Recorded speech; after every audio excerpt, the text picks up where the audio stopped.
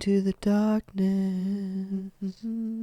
I can see you guiding me.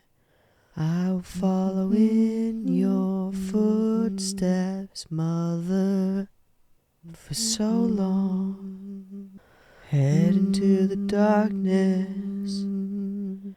You don't wanna follow me. Say goodbye to everything.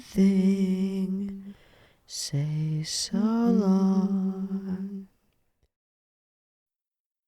With every light added, my power grows stronger. Now I lack but one infinity stone. Ow. Ow. Stop. Wait, these have magnets in them. Come on, there's gotta be. This is a. Come on, that's supposed to be steel. Grab a real chunk of neodymium. Oh, it's fully not magnetic. Oh, the buttons are the little buttons. Sweet. Yes. Yes. Yes. Well, that one just doesn't work at all. Soon I will be ready to light our way through the abyss. The darkness will not stand against me, for I am beyond human. And obeyed, which I just realized is homonymous with obeyed, like one who obeys, or one who is obeyed. Sorry. Yes! It shall be completed! Now I'm ready. This will prepare me. This will prepare me for the darkness that's coming at me. Hey, nobody told Teeaboo that it's the other kind of darkness. It's not like the kind that you can just light your way through. No, nobody told me, man. Everything will go fine. Everything will go fine. We've got a whistle. We've got a robot boy. We've got 1,000 flashlights. Oh, wait, I forgot the most important part. Police! Open up! Yeah, an actual flashlight. It's amazing how bright these little LEDs are. I mean, they were not going to hold a candle metaphorically to, what is this supposed to pump out in lumens? I don't know. This is a Nightcore P12. 1,000. So it's a kind of an old, discontinued, powerful LED flashlight. It is quite powerful. These things, I paid $6 for a pack of 6 of them, so they cost me like $1 a piece. They were on clearance though, so I don't know what they're actually supposed to be worth. But they're little twist lights. They're just on or off, right? Replaceable battery, magnet, shitty sticky tape, little hinging thing. I want to manufacture a smaller version of that, minus all the extra things that aren't necessary. Just a steel frame instead of this, so you can just stick magnets to the back of it yourself. And a little rotate down LED. Doesn't have to be as bright as this, but sell them cheap for a couple bucks a piece. Manufacture them for a few cents comparatively. Call them little blinkers or something like that, if you include a blinking circuit. Find a better name for them. And then sell them as, little lights that you can just stick to anything. That sounds so good. So useful. I would stick them all over some of my, riding gear. Bike people would stick them all over their shit. And ignore all the wireless controls or funky, clicky apparatuses. Just a twist on, twist off. Stick it somewhere, forget about it. The battery's going to last for months and months and months and months. I love the idea. All right, that's sort of neither here nor there. So many lights! Stupid. I do love it, though. I do. This is fun. I don't know why this is so much fun. Yes! Power! So here we are at the shifting point of our story. We've been building up to exactly this moment for a little while. I'm not going to do much predicting as far as what's going to go on. We've been building to it. And finally we descend. And there's no going back.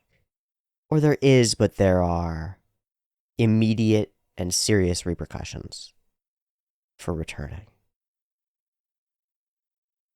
So we'll take a note from that, and we won't spend too much time looking backward. And because we're going to have our wits about us for what we're actually going to find. We won't spend too much time imagining what's in front of us either. We're just going to move forward into the abyss and see what we find as we find it. I am still going to do a drawing, though.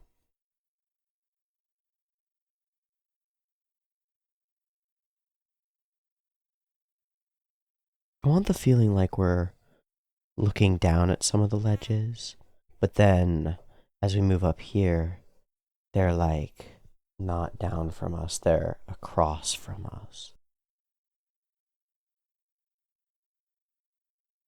We might see like rivulets with this stream all coming together. That's how I'll do it.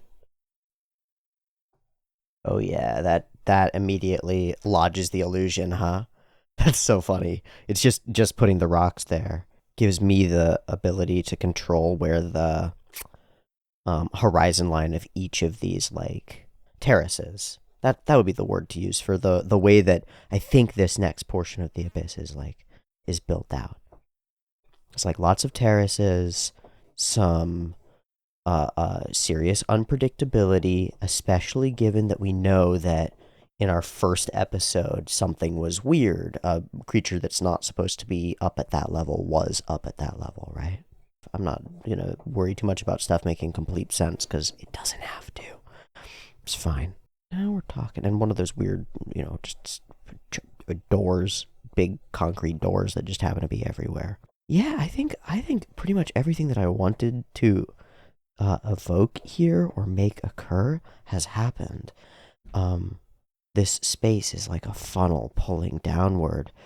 It's sort of warpy in the sense of it, like in the way that gravity bends light. It feels like the abyss bends things toward it. And so we are in a perspective that you can kind of only have as a person, where your attention is here, but you're aware of what's going on in your peripheral vision in a sort of a semi-warped or fish-eyed kind of way. Wow! I'm very happy with the way that this has turned out. Super cool. I don't feel any inclination to add characters to this. It's okay with me if this episode is all about the space, because we are exploring a totally new space. I expect, given the depth and density of writing that we've had so far, that it will be characterization driven as well. But I don't mind. I'm just curious about the space. And even though I'm curious about the space, it's not like we're traveling into the truly unknown. We're just traveling outside our own door, our own restricted little segment, to a place where many, many other people have and do tread frequently. All the whistles that are above the red trainees go this far with fair like frequency. We're just going a little bit further into the market, or a little bit further into life, maybe. We're stepping outside of the place of delineated childhood and safety, even though of course it's not that safe, out into the world that is sort of unsafe, or where your own actions are you get the consequences straight up, and you're responsible for yourself straight up. Kind of like some of the things that we've discussed recently in Fire Punch, if you've been following that. Oh, okay. So while we're not going to be exploring the totally unknown, it is still unknown to us, which is awesome because we still get to explore an unknown with our characters, also exploring that unknown. We can reflect upon their characters and their characters, and this will be the first time that they've been sort of alone together, and that will give us some opportunities to find out some stuff, I'm sure. I'm most curious what will surprise them, because they've heard all these stories about what to expect, but I feel like there's something wrong, and nobody's talking about it actively. We'll see. I make myself take a step back, evaluate, recalibrate, Take a step another way, moving forward every day. So I say, so I say. And here we go. Episode 4 of Made in Abyss. We're going to go ahead and watch it. 2 versions, picture in picture in the description, timer on YouTube. Support the channel on Patreon, please. It also gets you a lot of things. Gets you early access, Discord access, and the ability to vote on what shows we watch next. And then it keeps this guy alive, which is very helpful for the continued making of the content. So, check it out. Beep beep timer.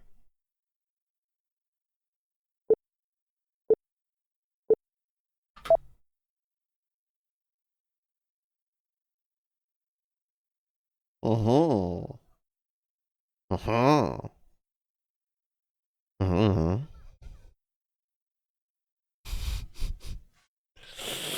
It's like death flags waving. We're just gonna do this scene again. Fully into the disappearing. Whoosh.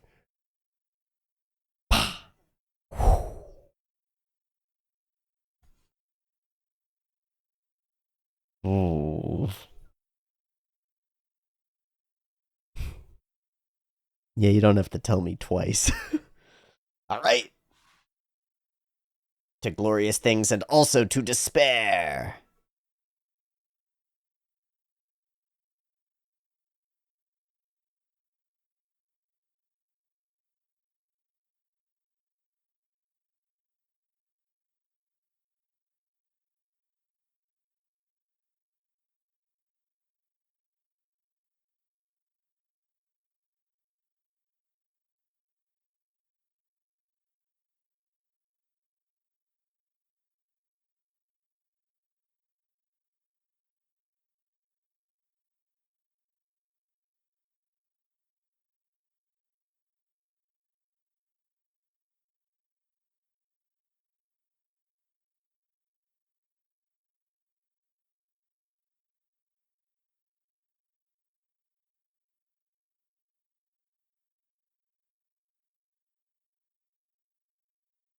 And that's our transition point. The whole wow, it's so fun how the OP is built as these 2 separate journeys, these characters finding, like, seeking their own answers, and then they find each other, and that's their transition point to all these wonderful things that cause them to reflect upon themselves. And then it verges into promising us the rest of the story, is the like, thrust of the OP. That's pretty good. It's pretty good, you know? All right, the start of the journey. Hello. What is this space like? There's still sunlight here. Oh, we got ting-tangled.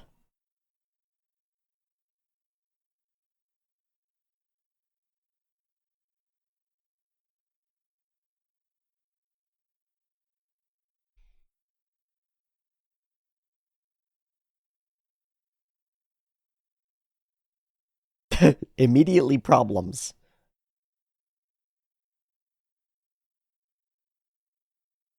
This is an auto like spider web mechanism. Eh? You don't have any arms.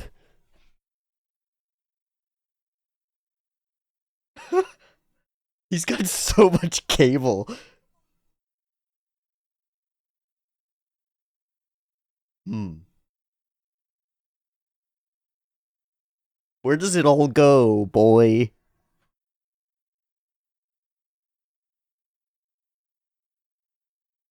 Down.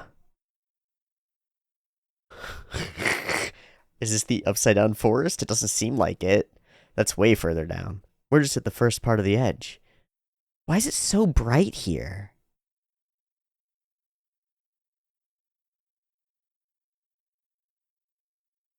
Or is this the something of temptation?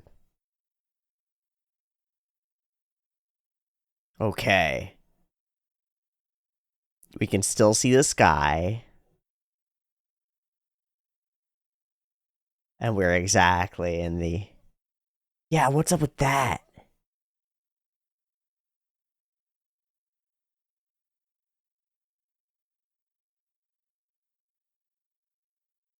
Yeah, we've dropped far. Immediately. The what? The what? The who?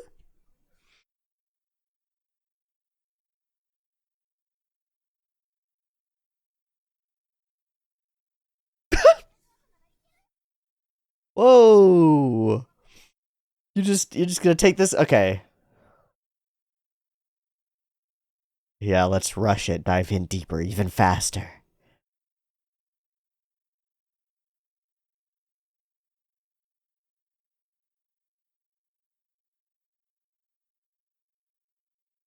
Hmm. Hmm?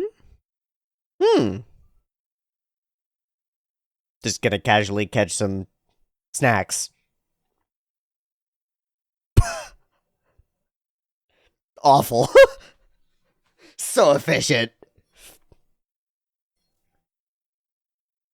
Hey. Blow on it. What do you, you gotta. No staring. You've already undressed him.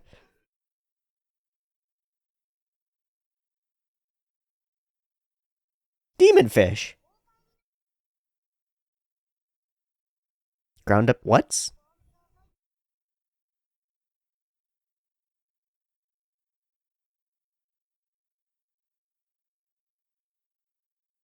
It's pretty bad. It's probably pretty good though. Bit of miso. Not bad.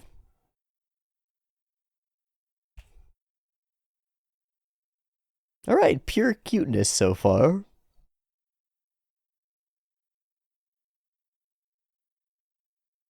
Oh, we haven't talked about the plot pointer? Not quite. Right. See, that's a different thing. Uh, it's magic, bro. It's magic, bro. You've not investigated this?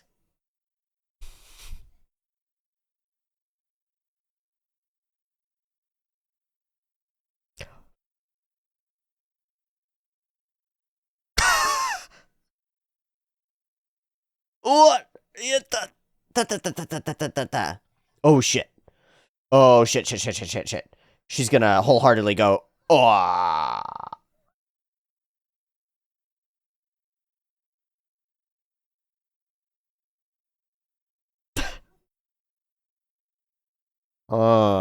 Yeah, we just sprinkle a plot device deep down in there somewhere. The abyss is greedy like that. Again, we anthropomorph. Oh, God.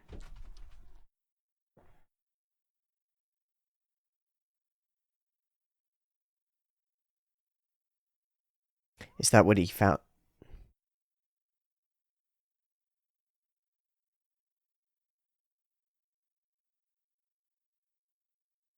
From... From Leader? Oh, shit.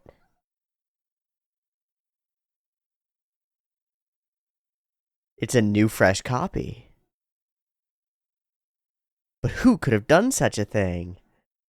I slipped it to him.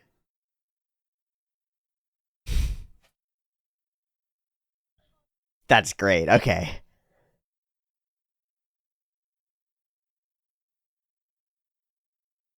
A little bit. I think he just doesn't want you to fucking die completely. A note? Stupid idiot, come back.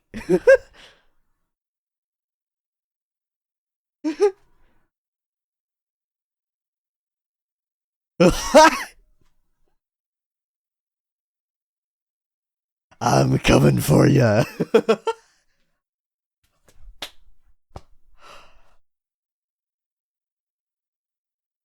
Okay, but the compass is down there.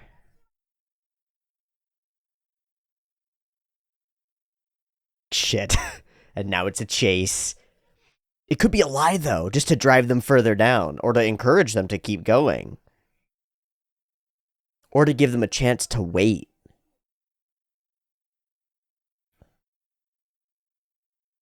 Oh. Yeah, we don't understand any. Dude, I don't think we understand anything. Oh, and there she goes, figuring out her reasoning.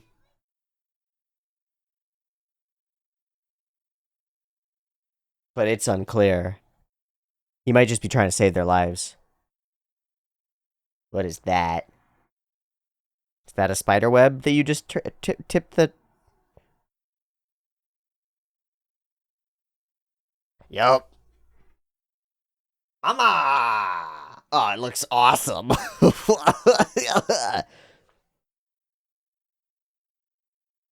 Maybe the laser. Maybe the laser. Oh. We're just gonna stay with that. Sakuseidara. Ugh. And deeper we push again and again. Everything we find drives us deeper, faster.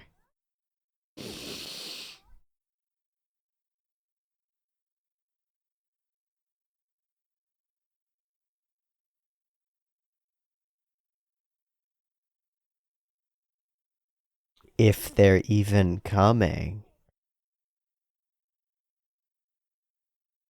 We're gonna have to rest soon.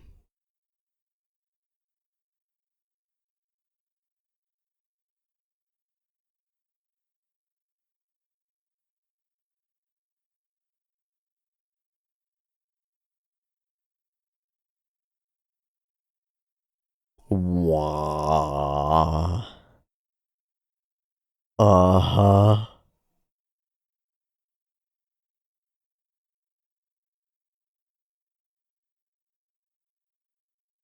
Wah. Hey, look, it's safety. Look, safety, everybody. It looks so safe over there. We're gonna be safe as long as we go.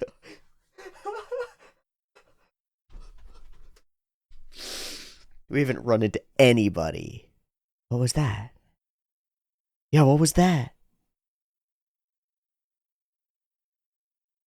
Uh-oh.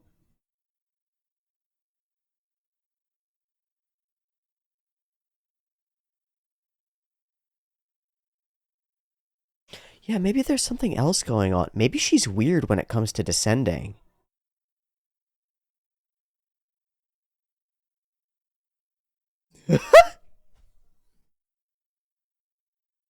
Your delusion?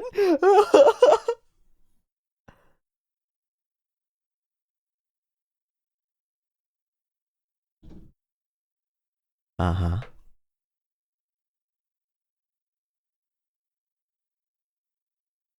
Totally.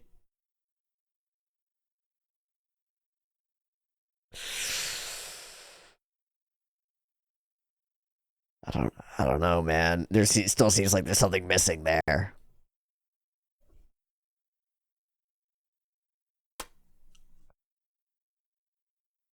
What if you're having delusions, man?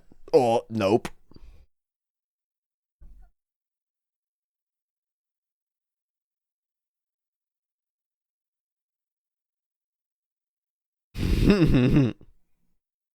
Ooh. That's the big guy.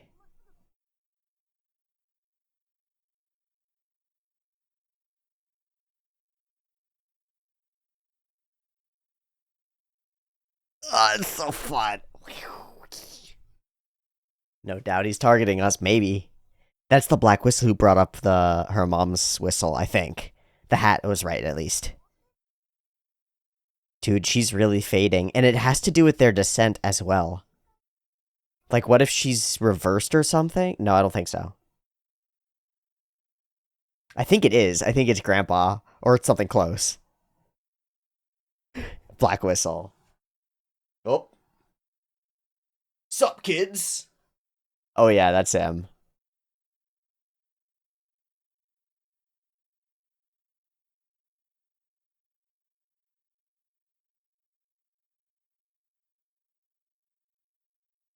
Yeah. Hobble-san. Yeah, bro, you're pretty cool.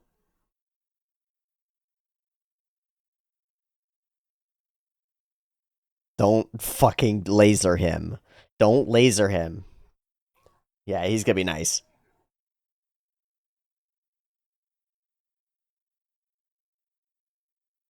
Yeah, no sweat.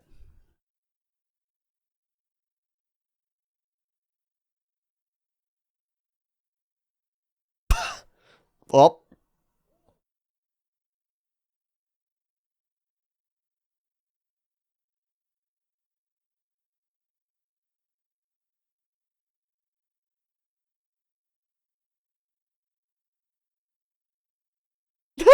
just run away. Ah. And Hamo has. Like, okay. Ah. What are you about to give us?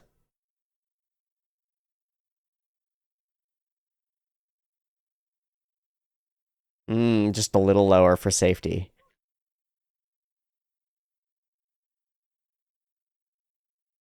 Mmm.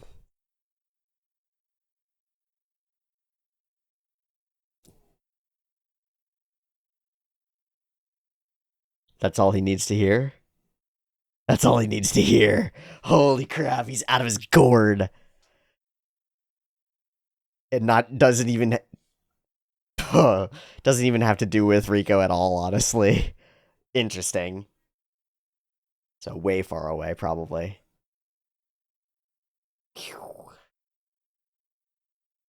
So we got a guide and we can maybe take a rest.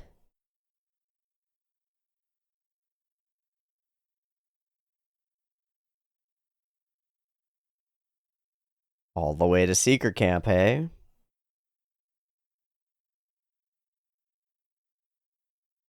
But I wanted to adventure and prove myself.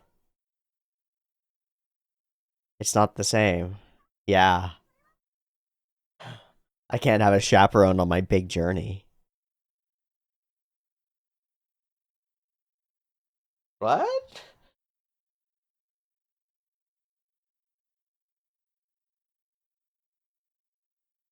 All right. That's a convincing enough story. Yeah.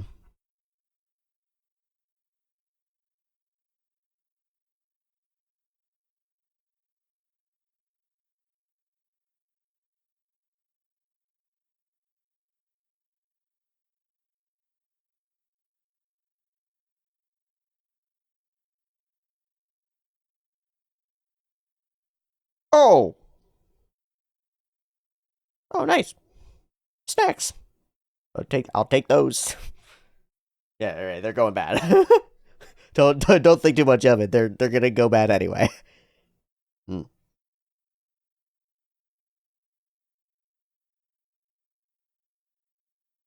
Hmm.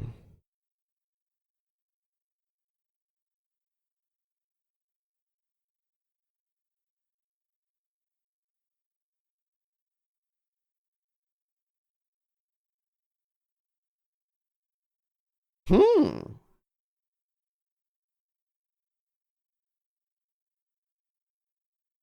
Hmm.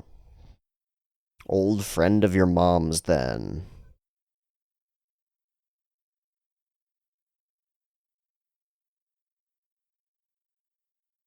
Unless she blames you for her death. Oh, okay. Very wary. All right, I'm just intrigued. Okay, I have no idea. You know what they say about meeting your heroes.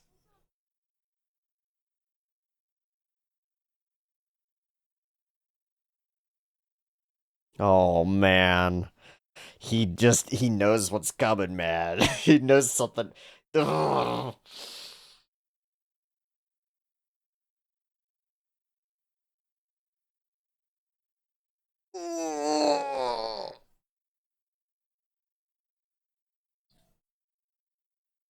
Oh, it's got me deep in the clenchy bits.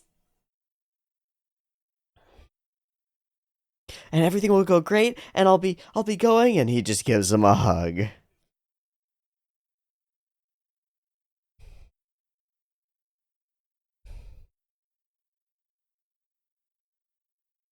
cool.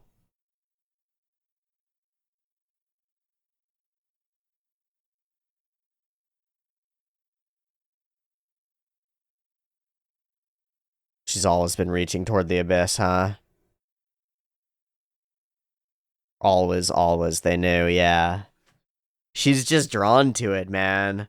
More magnetic than anyone else. You don't need a cosmic compass when you've got one in your heart. Or star compass, whatever you want to call it. And so we descend through the break in the clouds. Mustard buns. Hmm.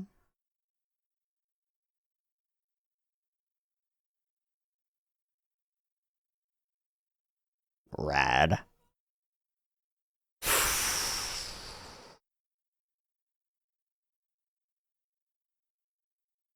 Layer 2, the forest of temptation. Fuck.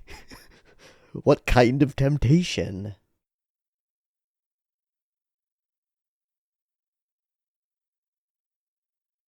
And the morning light clears through, huh? And we get another view. Yep.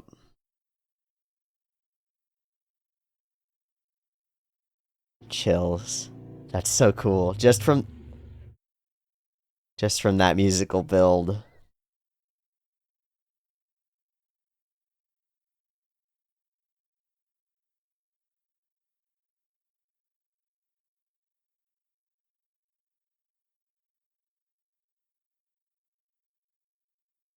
Seems like it. God, the style that they use for the beasts is so cool. This weird sketchy paint stuff. Yeah. Totally different.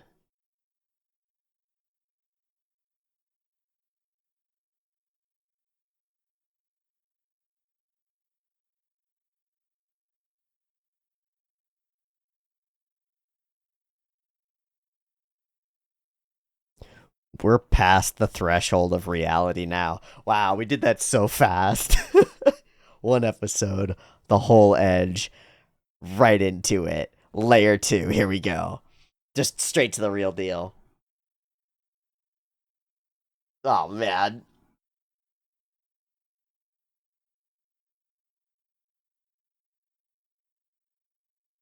This episode really pulled me in.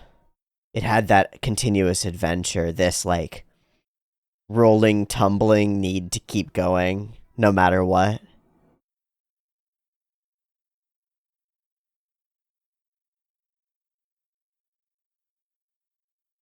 Or like a sequence where the character's running and jumping and like mouths are snapping at them the whole time and it's just out of the way. It feels like that all the way through.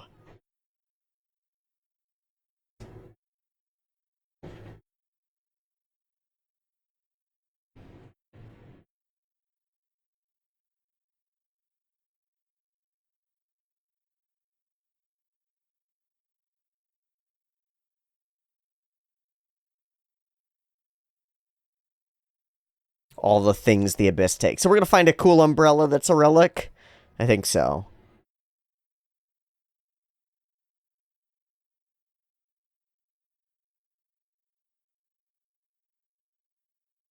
The force field?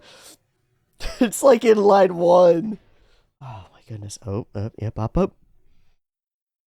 Is it just gonna be titled The Second Layer? Incinerator. That's not the title that I expected. Uh-oh. Cool. Uh-oh. Cool.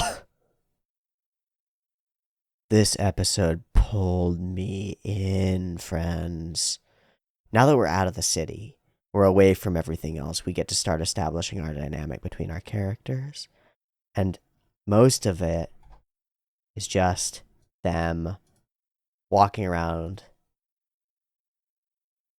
descending, leaping away from things as they find out that there's something else after them, and Rico becoming more and more tired as she goes. The layers in the stone change as we move. The subtle shifts in all of the landscape are so cool. The mystery of it all, the pervasive mystery of it all. It's light here, even though we're deeper. It's brighter than the surface. And Reg says something force field something. It's due to the distortion of the force field. Okay. Carrying the light downward, perhaps. Anime food's always great, even when it's weird demon fish. Riko continues to demonstrate her knowledge about things. But that knowledge comes right up against this wall of mystery, right? That's what's... it's part of what is so fun about her and so compelling about her attitude toward things, I think. And so relevant to us. We live in a modern world, post-enlightenment, and we are mostly generally rational. We view our world as though there's a bunch of stuff that we can understand and explain about it, and there is, and it allows us in large part to exist and continue existing in this world. For example, we know where the fish are, we know how to cook them, right? We know how to chop up the demon fish, how to make a fire, all these material knowledge things. And we have some material knowledge about our world around us, including where the rivers are, where the fish might be, how to descend, what's coming generally. But then we run up against immediate walls, right? Like truly immediate walls. How do magnets actually, like what generates the force that generates the force that is the force that's magnets? Why do they cause an effect across space? That's like really quite weird. How does consciousness? We're all like alive and thinking and stuff, and how? What makes that happen? What gives us this presumed ability to like make choices or manifest ideas that didn't exist before? We run up against these real material walls that are genuine mysteries in our real world.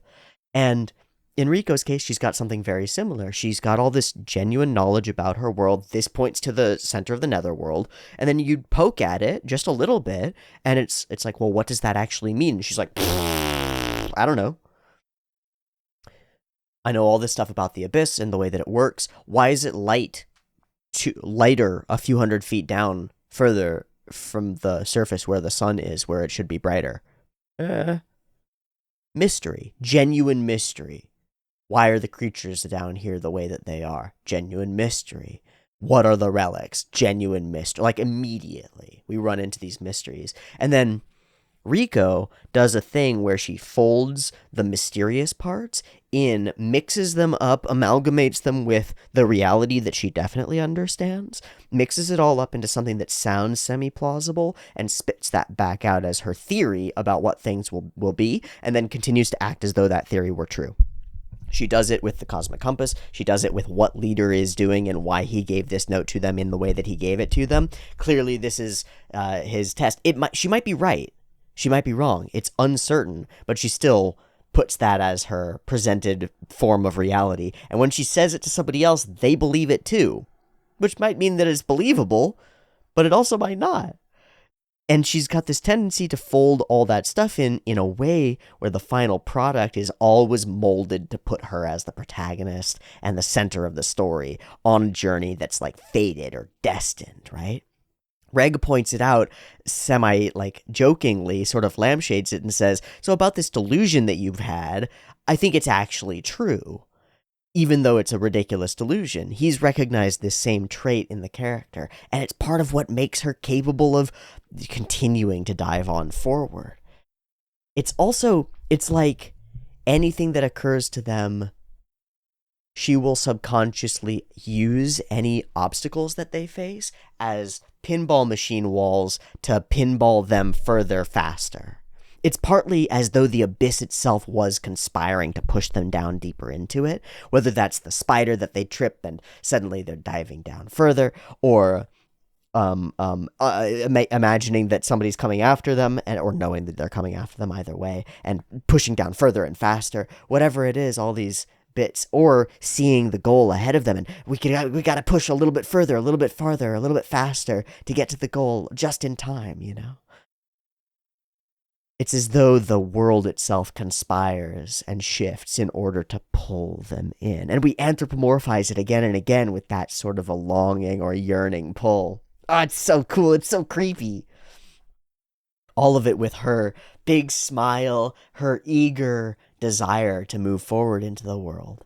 And that eager desire is something that we come to really identify with over the course of the episode, right up until and including the moment where she's presenting that to Uncle and he sort of can't take it, is the read that I have. I want to go through the scene again a little bit more carefully and point it out because it made me feel something really interesting. The unspoken is so poignant throughout this show, especially what is unspoken from more knowledgeable characters to less knowledgeable characters.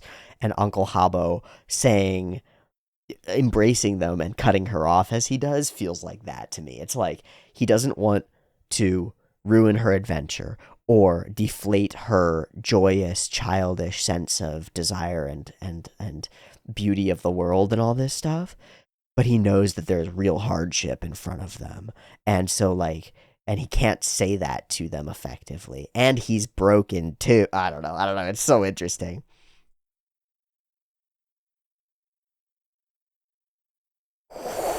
These, we spend so much time during doing these, and they're amazing.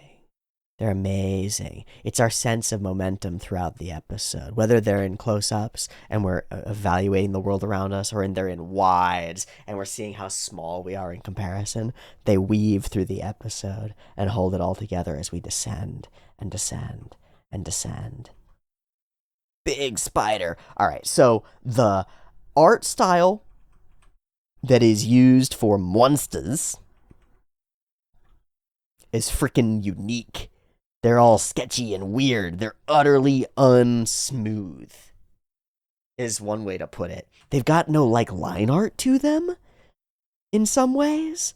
Yeah, it's like, they're lit differently, painted painterly, more layered.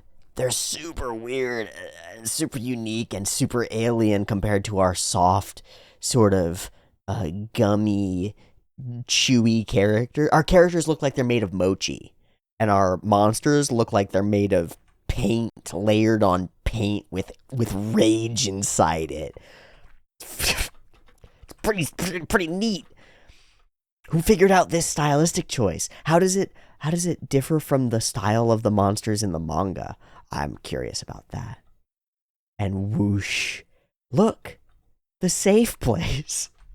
That's my favorite of my jokes from this episode is look how safe it is. That looks so safe. He's got weird visions. So perhaps as a device, as he descends deeper into the abyss, he might gain back pieces of himself. And that might not be a good thing, right? He might gain back memories that, of course, could lead to him being like, oh, I forgot, I'm actually king down here, right? Or something terrible. Little zip zap flash is so cool. This whole scene where we build up Habbo and run away from him is so fun. And it does, again, drive us further down. This scene feels like, there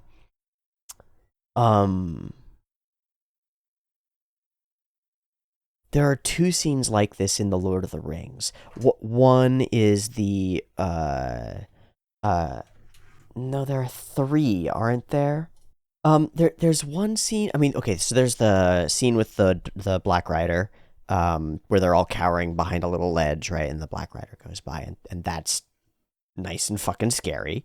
There's a scene in the Prancing Pony where we do it all up as like, the Nazgul are coming and killing all the hobbits, but really they're attacking not them, and then we do a jump scare wake up and it's like actually a friend.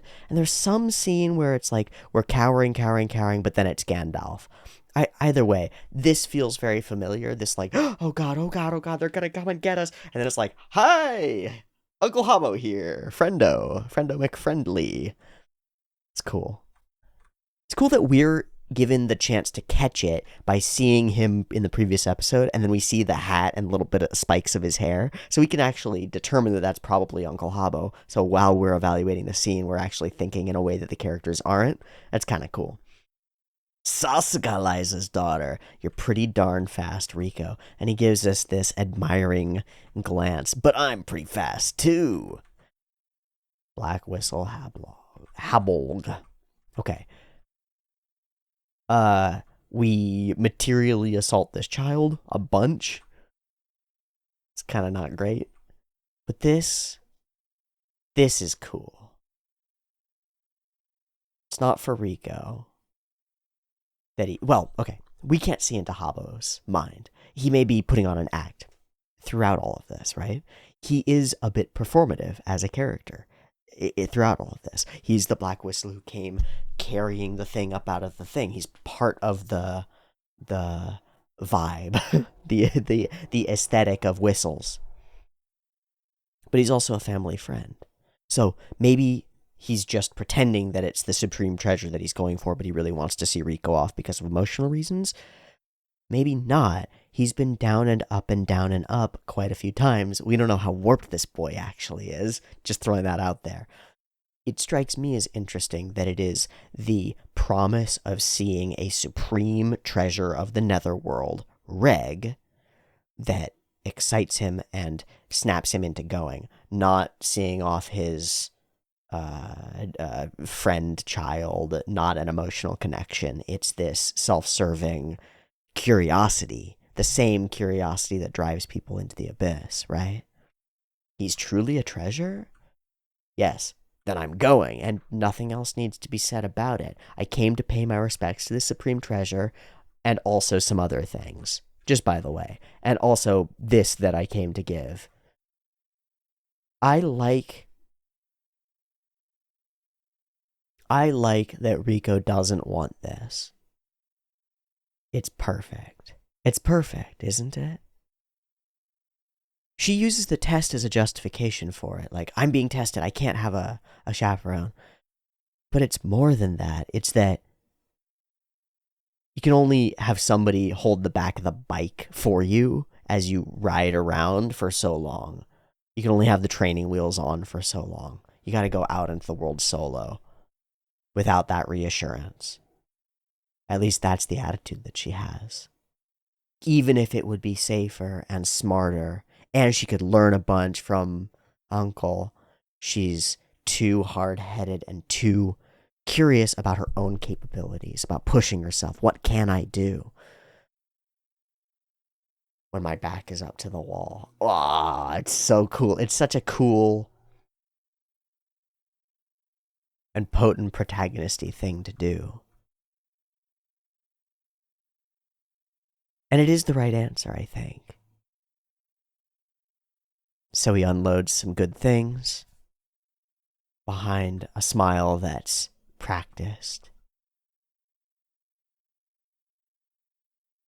Be very careful of the white whistle, Ozen. Can't go into the details, though. No spoilers. No spoilers. And I gotta. So this is that scene.